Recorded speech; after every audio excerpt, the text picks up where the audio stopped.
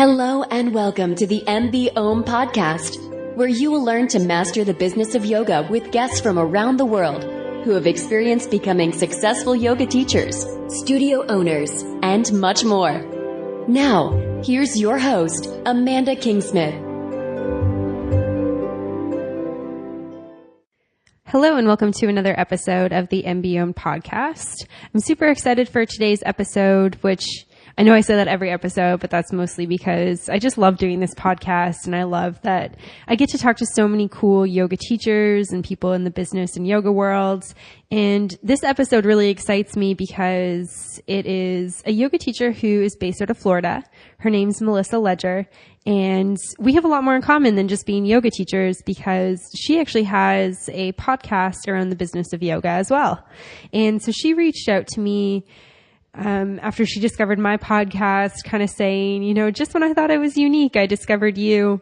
And I thought it was really funny because when I started MBOM, I also thought I was pretty unique. I felt like the business of yoga hadn't really been touched on in podcast format before. And I really love that we are aligned. Melissa's amazing. She's got a little bit of a different background than I do. Her background's also in business. She has an MBA, but she's also a yoga studio owner. So she's got a lot of unique information and knowledge to provide listeners with, and she's just full of a lot of interesting tips and tricks for the business side of yoga, which is really what the aim of the podcast is all about.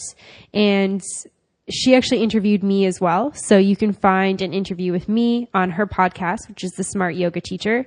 And then, of course, I've interviewed her. And if you're enjoying what she has to say on the podcast, and if you've been enjoying the concept of the business of yoga in general, definitely check out The Smart Yoga Teacher. And there'll be links and everything for that on the show notes. So without further ado, here's Melissa. Awesome. Well, thank you so much for coming on the podcast today, Melissa. It's super cool to have you here. Yeah, thanks for having me. Of course. I was thinking that we'd start with your background in yoga and how you first got into yoga. Yeah, so I got started right around when I got into college, which is about almost 16 years ago now, 15 or 16 years. And I kind of feel like I went the stereotypical yoga teacher route. Like I went in for something, which was a workout in cross training and flexibility. And I kind of dabbled in it for a little bit, but it wasn't until I hit probably a depression period of my life, probably about 6 years ago, that I really began to understand what it was. I got a Groupon for a yoga studio, which was my first time going to a studio and not like a gym or doing it at home. And without even realizing it, I started getting out of my fog. And by then I was already trying everything. Like I was doing self-help books. I was doing hobbies, getting out there. I was really trying to work on myself, and I couldn't get out of this depression. It was really kind of, besides being totally sad, it was kind of irritating because I knew I needed to get out of it. So yoga kind of pulled me out of it. And then I started going a lot more. And I noticed I felt better physically, but mentally is really where I found most of the work getting done. That's amazing. And yeah. I don't feel like I'm that interesting with that though, because I feel like that happens a lot with people, especially yoga teachers. And I think that's why a lot of us go into it, is because we have hit this point and it's helped us so much. But yeah, I did that. And then I did my 200-hour yoga teacher training at the Mindful Yoga Academy in Spain. And that really opened me up to a lot more mindfulness and meditation. And I started doing retreats when I got back. I worked at a studio. I eventually opened my own studio. And I just finished my 300-hour. Wow. Congratulations. That's amazing. Yeah, thanks. And so you were driven to teach because you had a really inspiring change in your life, and you're like, I want to share this with other people? Yeah, absolutely. And I felt like most of my life I was, even if I didn't realize it, I was always searching. I was always advancing in my career. I was always moving. And it was finally when I came into yoga that I realized I was not making mindful choices.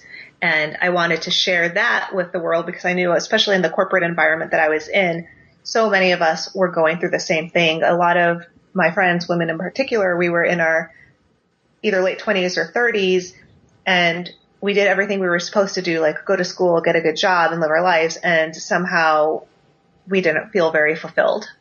Yeah. So. Yeah. That's something that you hear about quite a bit. It's really inspiring to hear when somebody has sort of transitioned away from that and really just like followed what they're passionate about.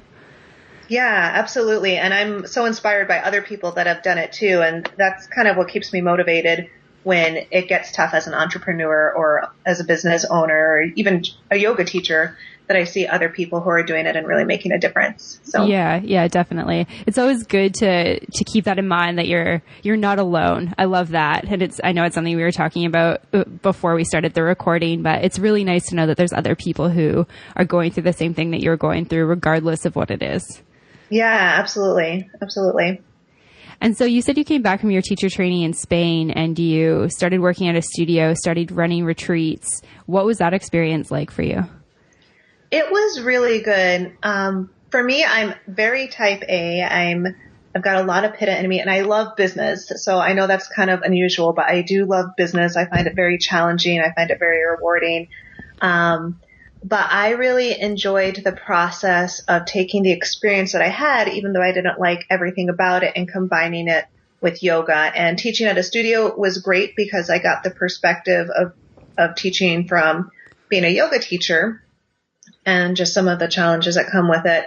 But running the retreats was awesome because that was kind of my first venture, and I was still working at the time in my corporate job. So I was able to kind of get my feet wet a little bit and understand some of the challenges without being completely without income.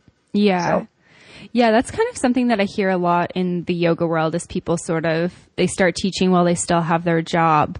At what point did you quit your corporate job to do yoga full time? There was a point in my career where I was just like, I can't do it anymore. And I was just going into work and I was miserable the whole time.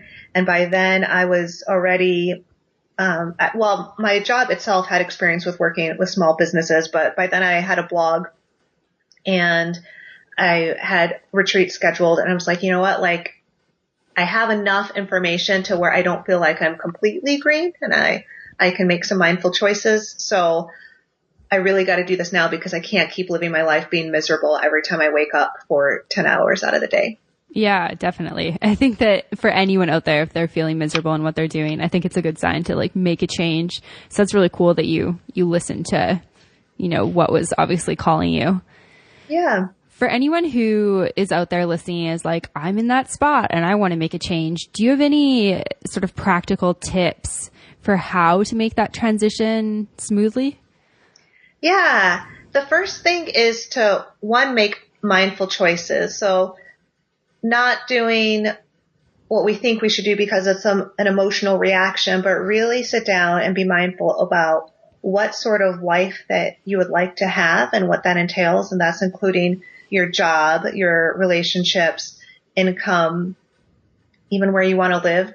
Giving yourself a really clear, super clear picture so you can even put it on a vision board or do visualizations with it and get that really clear first, because otherwise, if we're just miserable and we're jumping to jump, then we're just making an emotional decision. So once we get that kind of visualization as to what we want, start making steps towards it, such as either education or planning or talking to other people who've done it, and start getting your feet wet before you make that final jump. And I don't think you have to wait till you're super successful, but it'll make the transition a lot easier if you start doing work in advance.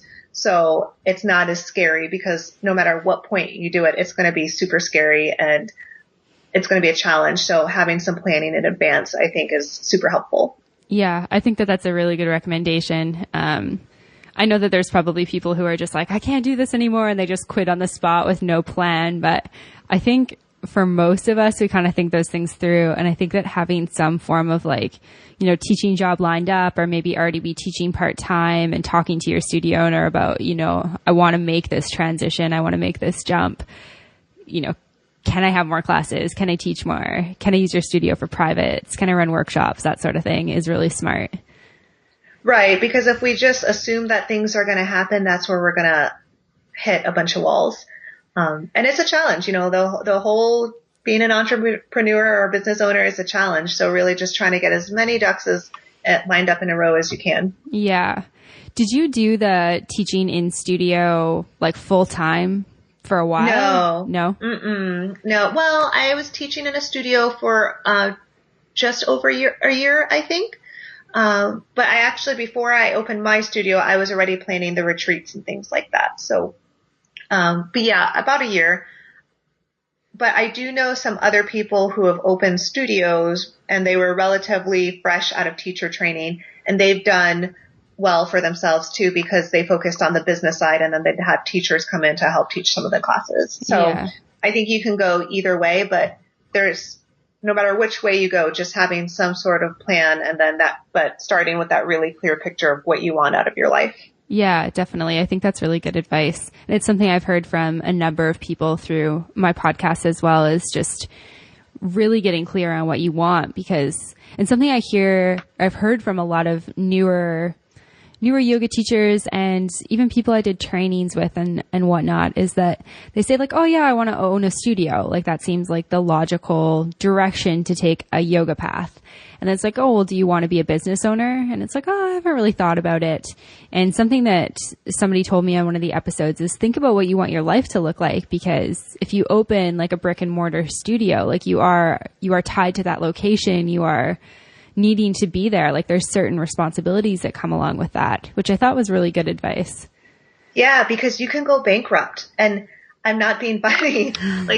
With leases, so if you terminate a lease, like if things don't work out, you're still responsible for the rest of the time with the lease. And for some leases, it's a year. Some of them are 3 to 5 years, which is pretty standard in commercial. So yeah, I'd really look at your life, and really even just talking to other people who are doing it, whether it be in person or there's Facebook groups online now. Find out exactly what their lives are looking like, because we all love yoga, but teaching yoga and being a studio owner are almost two completely different animals. Yeah.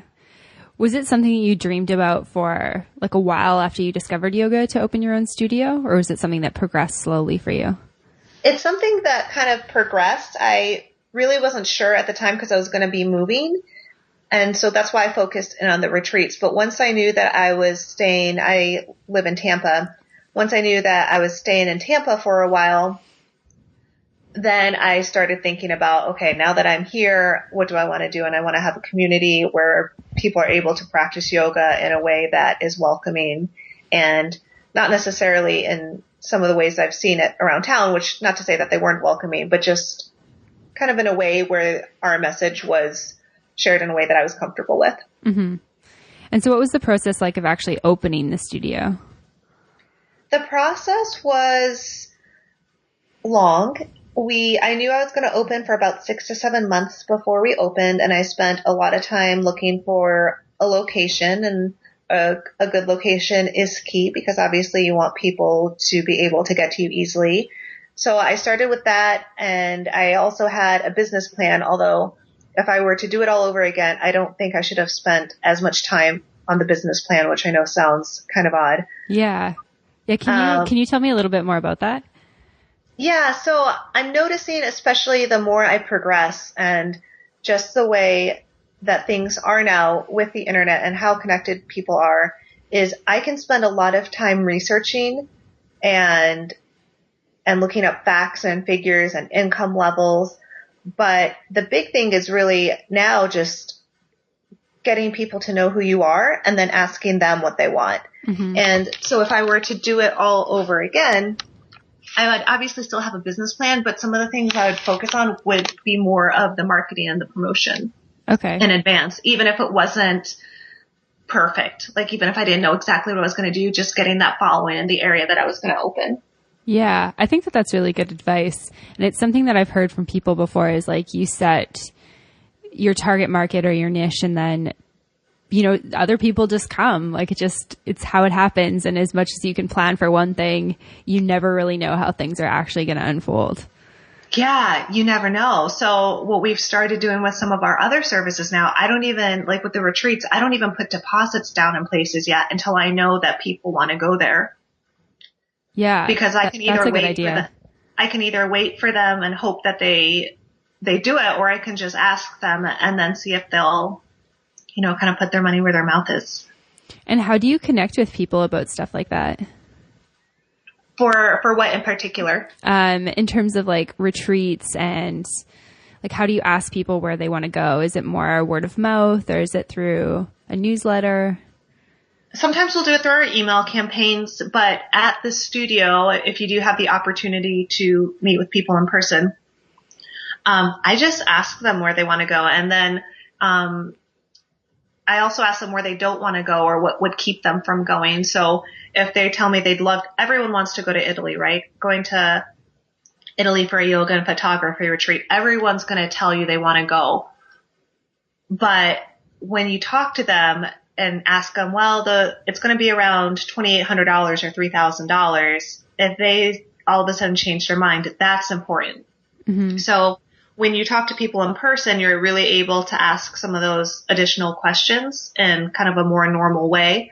So that way they can give you more feedback. Yeah, that's really cool. I love the idea of having a conversation with the people that you're trying to, have on your retreats. Or, I guess, do you do the same thing even when it comes to like running workshops at your studio and that sort of thing? With the workshops, yes, because we would sometimes run workshops and people just wouldn't show, and we thought there was a big interest level. So now it's really talking to them. Hey, we're thinking about having this workshop on a Friday or Saturday. Do you think you'd come, or do you think it's too weird? Because we definitely have more, I would say, of a quote unquote professional population where they're pretty new to yoga. So we don't teach a lot of Sanskrit, or at least I don't. Yeah. So we're just getting like really clear to see if it's something that people would attend versus something that we think they're going to attend based on statistics. Okay. Yeah. Yeah. That's cool. Like knowing who your clientele is and teaching like maybe like arm balances for beginners versus like a learn Sanskrit workshop. Right, exactly. So stuff that I would really want to go to may not be what my students want to go to. Yeah. I think that that's a really important business lesson, is knowing that just because it's right for you doesn't mean it's right for the people who are coming to your classes or coming to your yoga studio or coming to your retreats. Right. Mm-hmm. And what are some of the biggest business lessons you've learned out of being a studio owner? Oh my gosh. There's so many. I bet. There's so many. First, I would say as a business owner, really know the yamas and the niyamas, because it's hard, it's a challenge, and we're going to be working with other people. You're going to be working with yourself a lot in terms of having to deal with issues such as fear and failure. And so I find that I need to take care of myself, and I really have to have yoga as a lifestyle for myself before I can even begin to start with other people. And those tools, or those two limbs in particular, really help when it comes to running a business. In terms of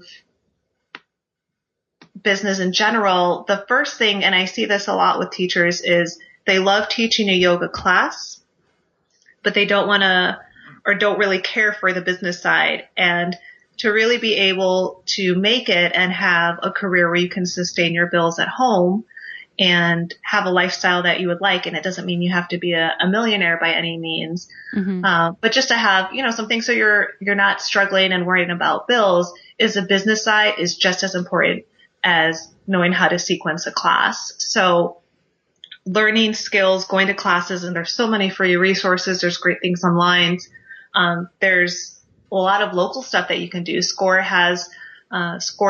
has this place where you can get a mentor for whatever topic you're interested in. Somebody will call you and coach you.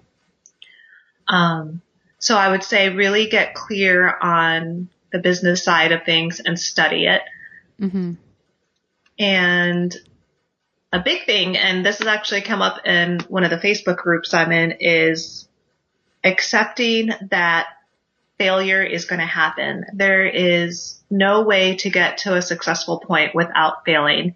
And what keeps somebody from being successful versus someone who's not is a successful person has failed 100 more times than the person who gave up. It doesn't mean that they were just naturally good at something. It's just that when you become successful, you've learned how to address failing multiple times. And those failures are where we're all really going to learn a lot about business and how to make changes so that way we can address the needs of our clients. Yeah, I think that that's really, really important for people to remember. I think it's so much easier to like try something and then be like, oh, it's kind of hard. It didn't really work. Like, I'm just going to go back to having somebody else pay me or, just having a 9-to-5 that's like, okay, as opposed to like pushing through the things that are really, really challenging you personally or physically or mentally. Yeah. And I think something that's really helpful is just accept that you're going to fail and embrace it. So rather than worrying about what happens if I fail, just say, hey, I'm going to fail and I'm going to be okay with it. Before I was into the whole yoga thing, I was in finance and I was potentially going to be in a sales role. And I was kind of asking someone like, I don't know, I don't really like sales. I don't really like being rejected. And I know people are going to tell me no a lot when I try to get them as clients. And he's like, don't worry about that. He's like, for every person that tells you no, for every failure that you have, you're just one step closer to that next success because it's always a numbers game. And that's really how failure is in general. We're going to fail so many times, but the more often you fail, the closer you're going to get to whatever that success ratio is. And the longer you stay in business, the more you learn, the better that ratio is going to be. Yeah. I think that that's such a beautiful lesson to remember. And it makes me think about like little kids learning to walk, how, they fall 100, 1,000 times before they finally, take a couple steps and they're like, okay, I've got it. And then it's even like, they continue to fall a little bit more after 5 or 6 steps. And I don't know where we lose that ability to I guess like that desire to just keep trying, because as babies, that's what we do. We want to walk. So we just keep trying until we do it.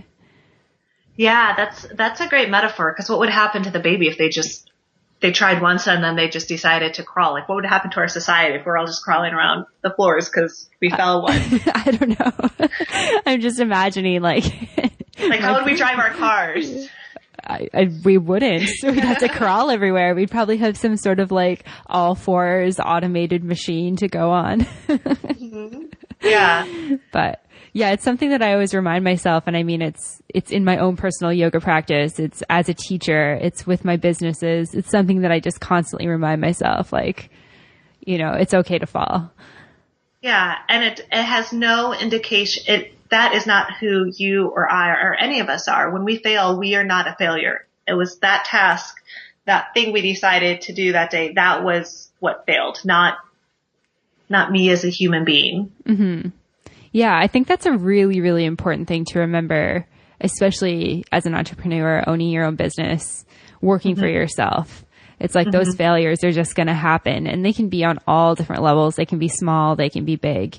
You kind of just have to be willing to continue to try or to try again. Mm-hmm. Yep. Cool. I love that. Yeah. Was there any other sort of like big things that you learned or that you've been learning through owning your studio? The thing that I learned earlier on, I don't really worry about it now, is when it comes to owning your own business, I think the hardest thing was the highs and the lows. So the emotional roller coaster. Mm-hmm. And particularly if it's something where you are super financially invested and you're worried about paying your bills at home or studio, if you're a studio owner. But when you really go 100% into it, there's going to be days where it's awesome and the money's coming in or you got a great contract. And then the next day, it could be horrible. Like, you can go from thinking everything's going to be amazing and within 12 hours wondering if you're going to be able to pay your mortgage the next day. Mm-hmm. And so this is going to be a little bit more specific to people who have more of liabilities involved. But anytime you go 100% into the business, I've noticed with other business owners that this is what happens. So when that does happen, is to really just become mindful that that is a natural state of starting a business up. So when those highs do come, instead of getting super excited, which it's a good thing, like we want to be excited, but just know that it's high right now and it's going to go back down. So we can't take the lows. We can't put a lot of emotional thought into it, and we can't take the highs and get super excited about them. We have to find somewhere in the middle to be able to manage ourselves emotionally. Yeah. Yeah. You said that's something that you're not like dealing with right now. Is there something that really helped you to kind of move past that as a business owner? There was a book. It was called Peaks and Valleys. I had a chiropractor friend who opened his business up around the same time, and we became really good buddies, which I think is also helpful. If you know somebody else who owns their own business, it doesn't even have to be a yoga business. It is nice to kind of have a business buddy.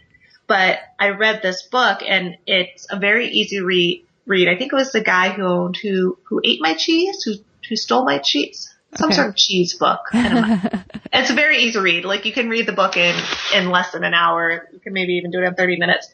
But it talked about the highs and the lows. And the book really resonated with me. And they had a bunch of metaphors about this guy in a valley. But it made me realize I wasn't alone in this. It wasn't because I was failing as an entrepreneur. Like this is a very normal process. So I can either complain about it and get frustrated and emotional, or I can just accept that this is the way things are and try to plan for it. Yeah. Yeah. That's a good way to like look at that and be like, there's not really, life just kind of takes its course, and there's only so much you can do to control situations. And it's kind of more about how you respond to the things that are thrown at you. Right. Control what you can control, which is not other people. It's not anything external. The only thing that you control is how you can manage yourself and the processes or things that you do. But yeah, everything else, you just kind of have to accept that it's going to happen and then move forward or plan around it. Totally. I love that. And so can you tell me a little bit more about your podcast?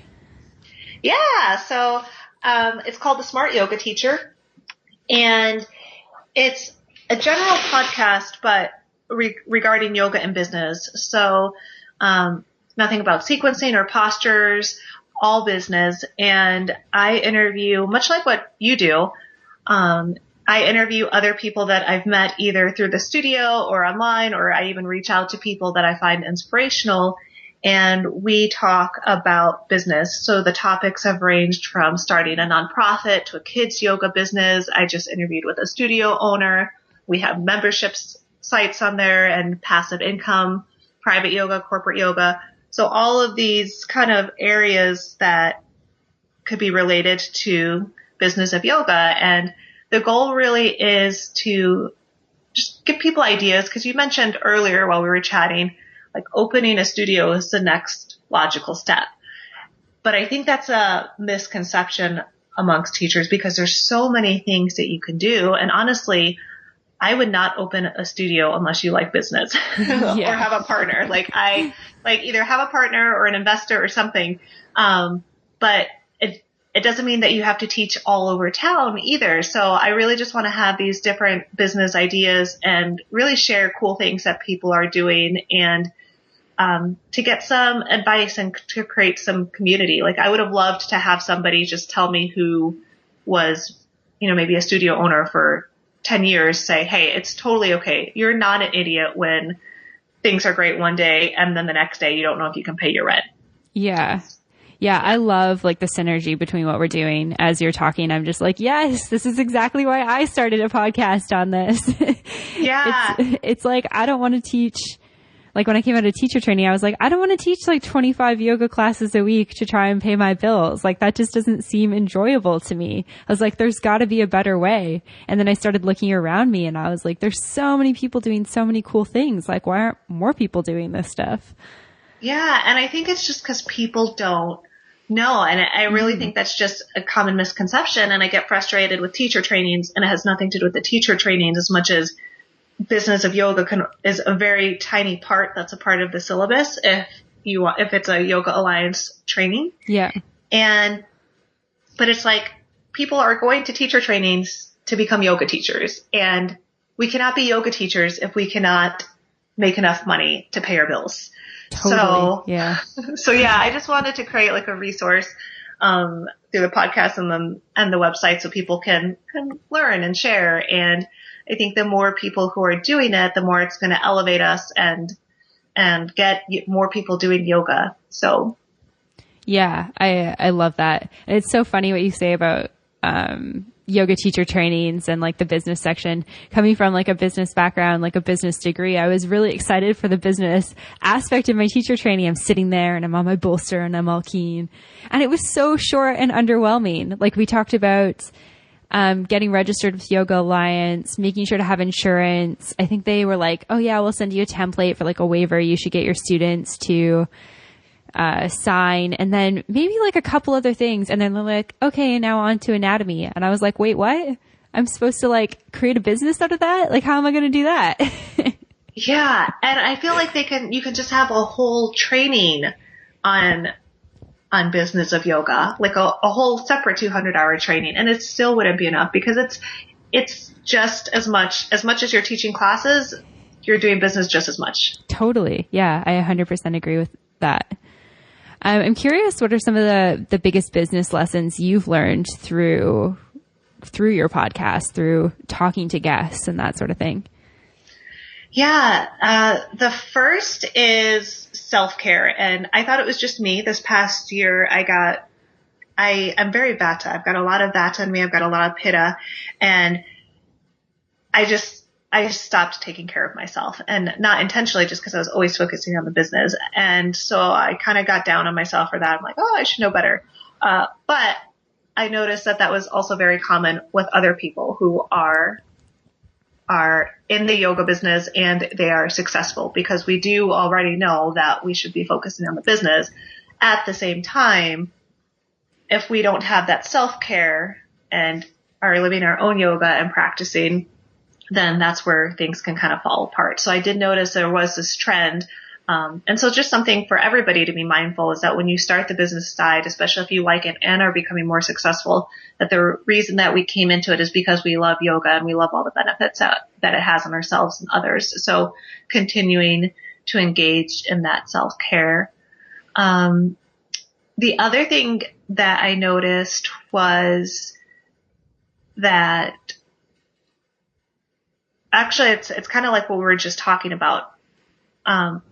Most of the people, I think there's maybe one or two people that I may interview who are simply just teaching yoga, and there's absolutely nothing wrong with that. Mm-hmm. But the way everyone has built their business, if it wasn't a studio, was pairing it with something else. So either it's a training or it's an online site, or it's very specific, such as teaching private yoga or corporate clients.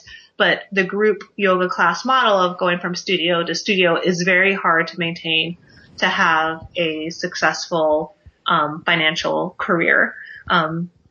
If you know of anybody, by the way, who'd want to interview, please definitely let me know. Yeah, for sure.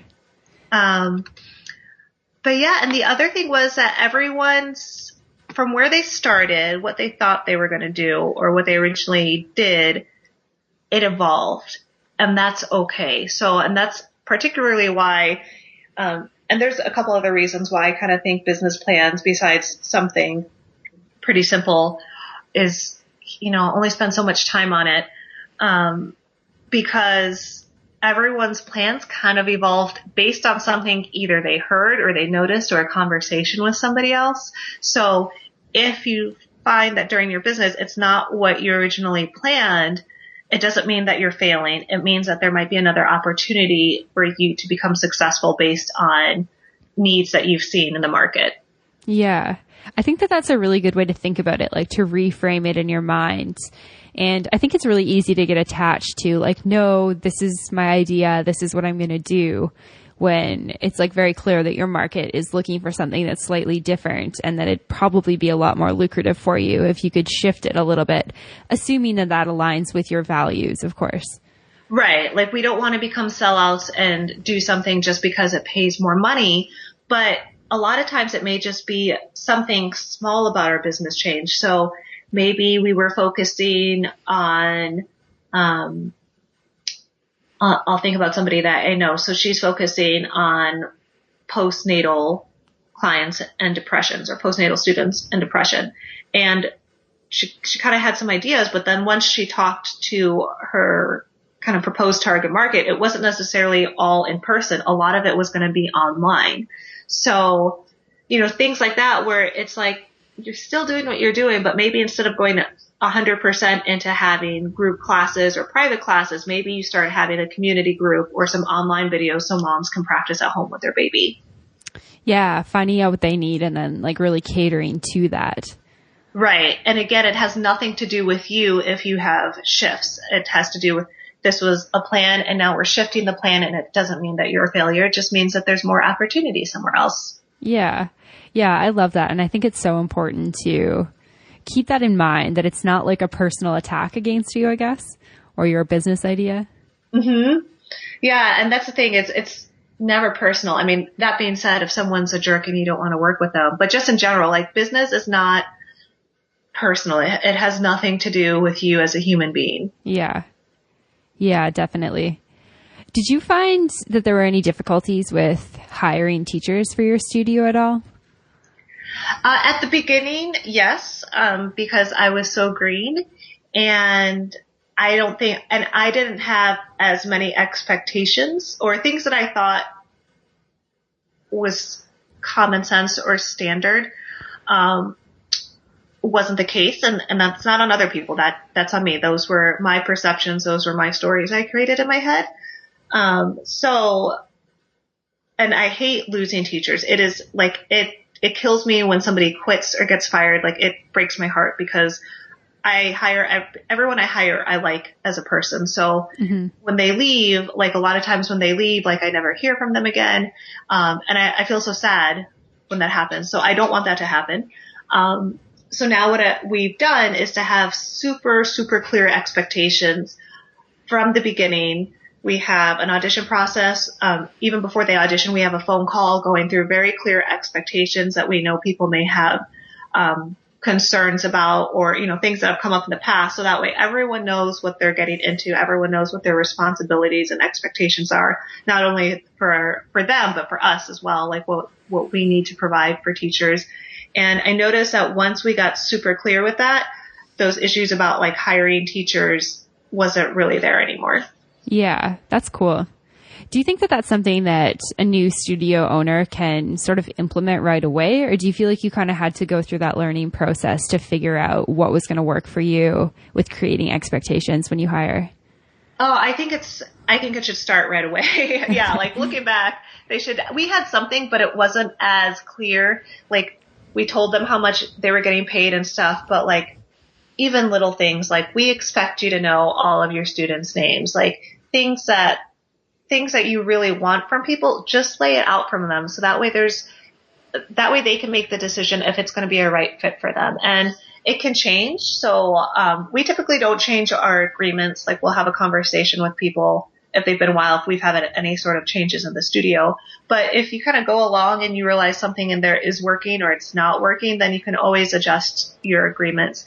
The only thing that people have to be clear of, especially studio owners, is to make sure they're not, if someone's hired as an independent contractor versus an employee, there are a lot of legal considerations to consider. So even before that agreement happens, finding out if the people are going to be an independent contractor versus an employee. Yeah, because that affects like the tax form and all of that, does it not?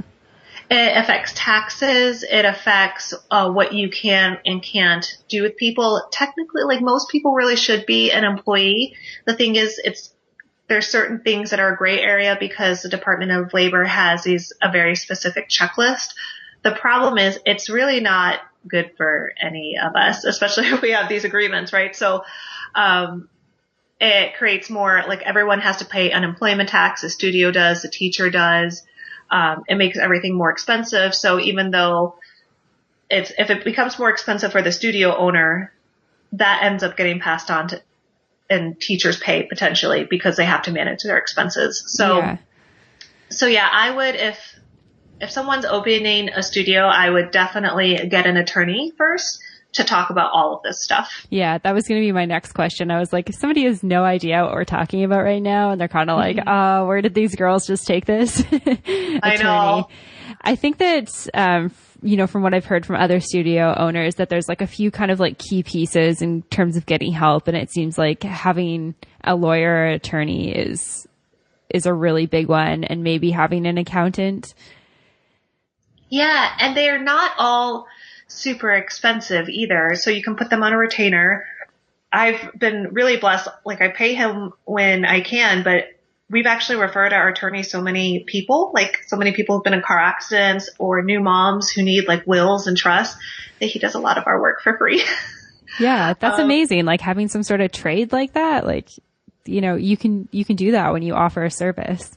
You could, but you have to give first before you ever expect to receive. And I would never, ever, ever ask for an attorney or somebody with a professional service to give me stuff for free unless, they came to me first. Yeah.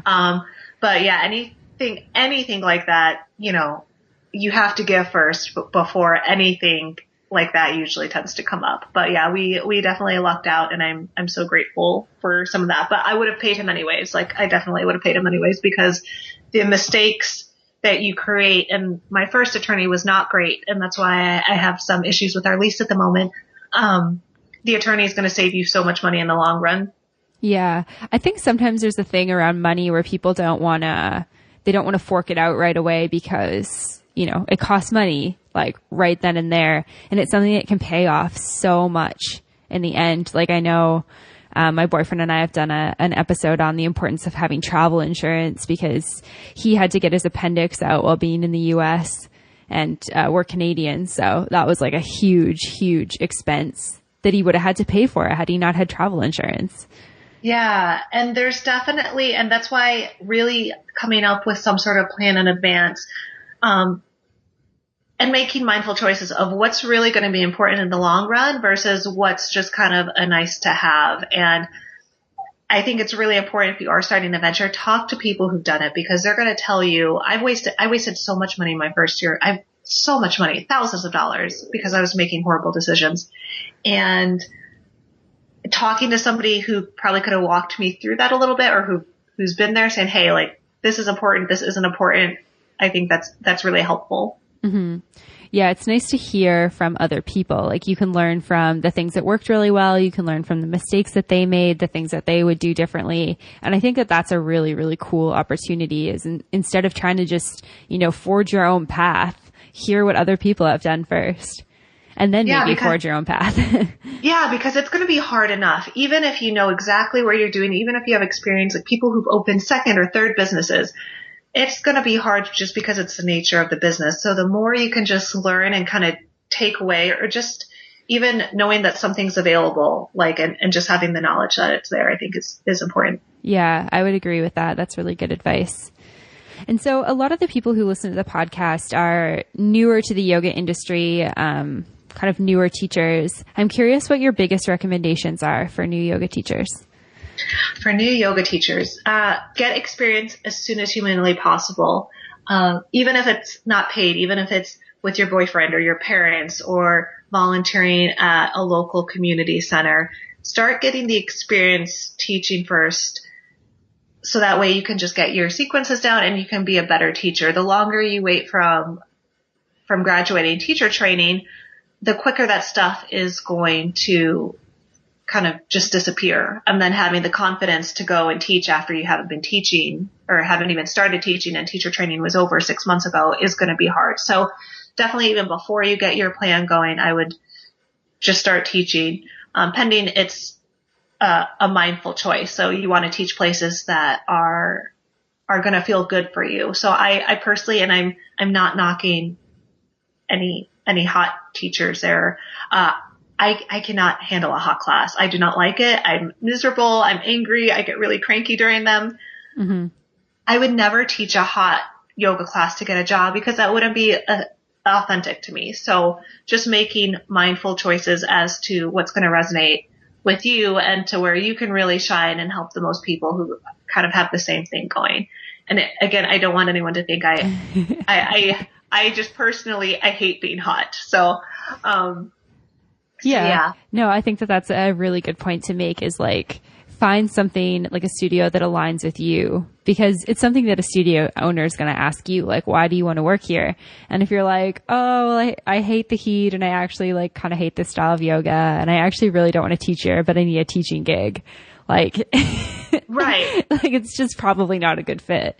Right. And even if you fake it, you are going to be like, I would be miserable if I was teaching a hot class. I'd be sweating. I'd be, getting sweat all over the students probably. And I mean, which I guess is a good thing, but for me, that wouldn't work and it wouldn't resonate. And I wouldn't want to bring that into someone else's business. Mm-hmm. So just being really mindful about the choices that you do make, that you're not taking it just to get a job, but you're at least picking somewhere that feels good for you. Cause that's a whole nother dynamic when you're in a place where the energy is not matching up. So I would say get experience as soon as possible. And I'm a really big advocate of getting online and starting a blog. And not necessarily because you're going to become this big blogger or you're going to make passive income. But one is always going to help you in terms of whatever you do decide to do and have a website or start teaching. It's going to help you with your SEO and getting found online. Mm-hmm. So the sooner you can start blogging, the better that'll be. And it's just kind of good to understand the online space a little bit, because most likely if you do have a business in the future, you are going to be online somehow with a website. And even if you don't do the work, you're going to want to understand how that whole thing works, so someone's not screwing you over if you're paying them.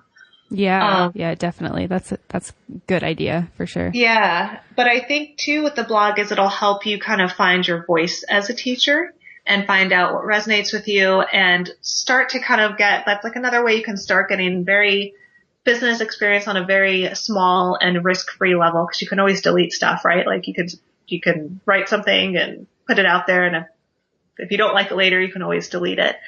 But I do think blogging is kind of a cool thing for yoga teachers to start doing, because it'll start forcing them to do something outside of just teaching classes. Yeah. I like that. Yeah. And it just helps too, just writing if you ever do visualizations and getting thought processes out. The other thing that I would do is to, again, start making time. If you don't know what you want to do, is to start a visualization practice and become really mindful of what that lifestyle that you want is going to be if you don't specifically know. So that way you can start taking steps towards it. So once you know what your life looks like on every single level, the emotional level, the relationship level, the amount of time you want to work, how you want to spend your day, really start thinking about that. And once you know what that is, create the vision board, do mindfulness exercise or visualization exercises on a regular basis, because that is going to create the right action to take more steps. So that thought process will eventually translate into taking action, which would be the next step. Is we can manifest all day long, but we have to start making little steps. They don't have to be huge steps, but baby steps towards that goal. Yeah, I think that's such a beautiful piece of advice, like having something that you can look at that really inspires you, and that, on those days where things are hard or you're tired, it's like this reminder of like the greater thing that you're working towards and the thing that you want out of your life. And I think that it's also a reminder, like if you look at it and you're like, ugh, redo it. Obviously your vision's changed, which is fine too. Yeah, and that's fine. And put it somewhere. I did one right when I finished teacher training, and literally everything on that board came true, like everything. And I had it placed in my house. So it was right in front of my door to get outside. So I saw it but it was in my hallway. So I saw it every time I went back and forth to the bathroom, my bedroom. I saw it when I came in. I saw it when I left. So yeah, and it's interesting because everything on that came true. That's awesome. Yeah. And then, after that, take the actions. And I don't watch a ton of TV. I really like Jillian Michaels though, when she was on The Biggest Loser, which I read her book, and she had this really great PDF, and you can get it online, and it's called a goal pyramid. Okay. And so you can Google it and it'll come up, but it's like this really great little tool, and I use it all the time, and there's a free template that you can get online for it. But at the bottom of the pyramid, it starts with what can you do right now? Like if you had a goal, Amanda, you would, as soon as we got off the phone, you can do that goal to get to your final step. And then the next step above that was, what could you do on a daily basis? The next step above that is, what would you do on a weekly basis? What would you do on a monthly basis? And then at the very top of your pyramid was the end goal.